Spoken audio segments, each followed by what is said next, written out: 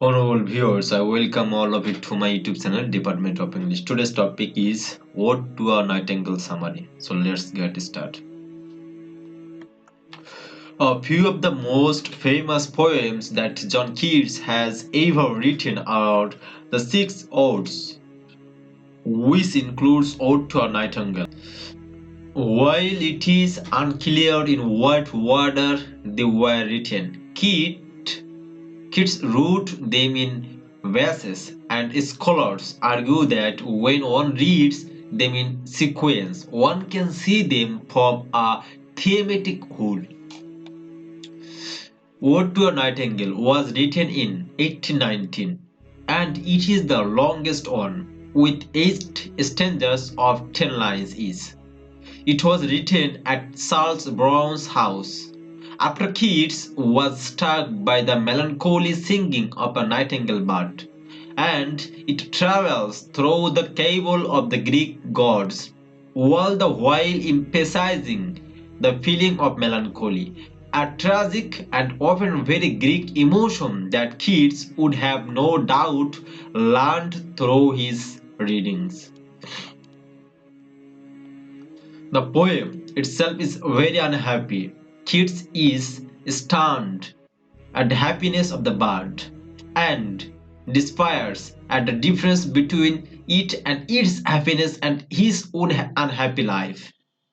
At the start of Ode to Nightingale, the heavy sense of melancholy draws allusions to Ode to Melancholy, and Keats, despite the death imagery, does not really want to die.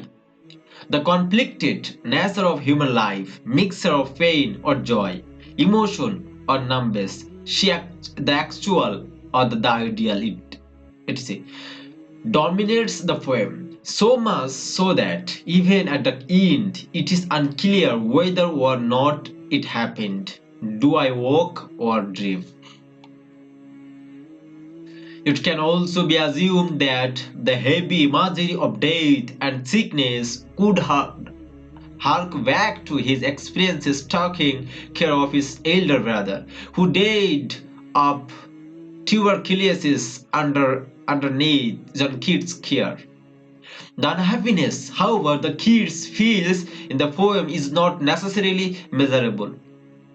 Keats writes that he has been half in love with easeful death, and describes the joy of listening to the nightingale's song in a sort of euphoria. It can therefore be considered that Keats would rather forget his unhappiness than die. The reference to hemlock and leaf solidify this argument, as both would blur the memory enough to allow Keats to forget. There are heavy allusions to mythology. Leith, the river of forgetting that flows through the underworld. Hippocrene, the fountain of the muse made by Pegasus, hopes which brings inspiration. Dryas, the spirit protectors of the forest. Bacchus, god of wine and debauchery. Wrath and the cornfield is a reference to the book in the Bible.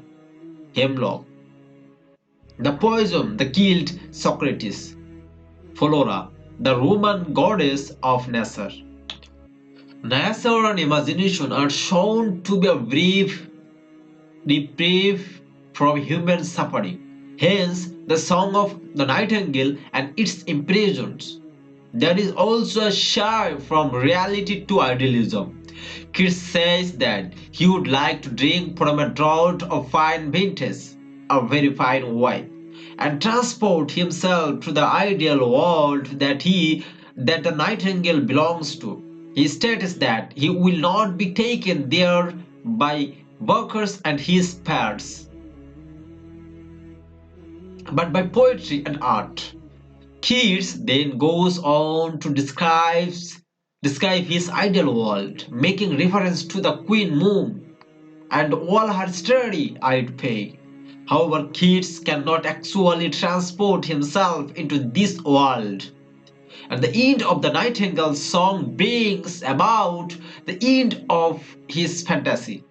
Country Green, Provincial Song, and Sunburned Myth all point to a highly fantastical reality, especially considering the status of the world at the time, and the mythological references help to maintain a surreal, dreamlike state throughout the entire poem and to serve Keats fantasize with identifiable ideas and figures.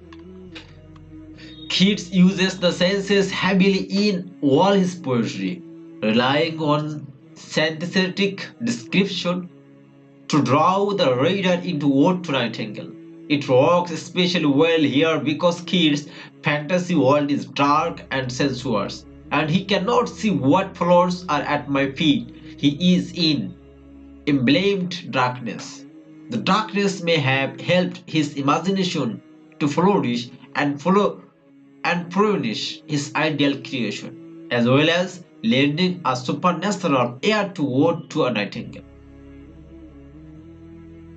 The drownness come from the longing to flee the world and join Nightingale, to become like the Nightingale, beautiful and immortal and organic. And after rejecting joining the Nightingale through Bacchanalian activity,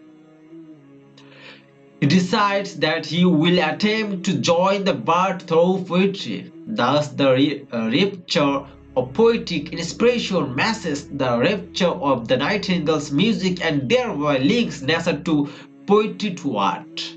Nature as art and beauty, a romantic ideal. He calls the bird immortal, thereby also starting that nature will survive man.